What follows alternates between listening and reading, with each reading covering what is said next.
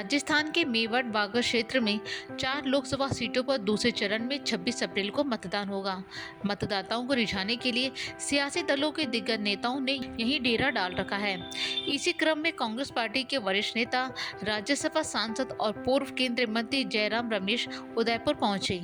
यह मीडिया से बात करते हुए जयराम रमेश ने कहा कि विधानसभा चुनावों के मुकाबले लोकसभा चुनाव में मुद्दे अलग हो जाते हैं। पिछले चुनाव के सकारात्मक पहलुओं को देखते हुए हम पहले चरण में पूरे दम से चुनाव में उतरे हैं, जिसकी वजह से हमारे लिए परिणाम सकारात्मक आएंगे। इसके साथ ही उन्होंने आरोप लगाया कि प्रधानमंत्री की भाषा पहले चरण के मतदान के बाद बदल गई है, उनकी रणनीति बदल गई है।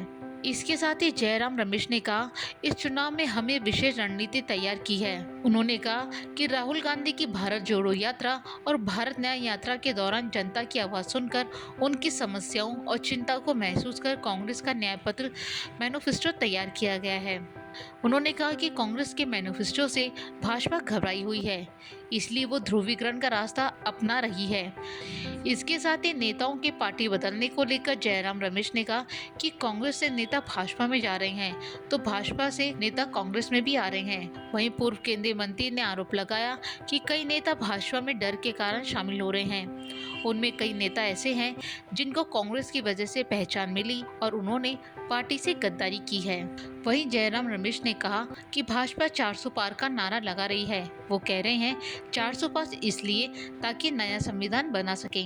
उन्होंने कहा कि भाजपा का 400 पार के पीछे की हकीकत ये है कि नया संविधान बनाना चाहते हैं। 400 पार बीजेपी की ओर से जो नारा लगाया जा रहा है, इसके पीछे राज क्या है? हकीकत यह है कि प्रधानमंत्री बाबा साहब अंबेडकर के संविधान को बदलना चाहते हैं। अनेक कठपुतलियों द्वारा ये बात उठाई जा रही है। खुद तो बोलते नहीं है, पर अनेक लोग बोलते रहते हैं कि संविधान को बदलो, संविधान को बदलो। बाबा साहब अंबेडकर के संविधान का मूल सिद्धांत क्या है?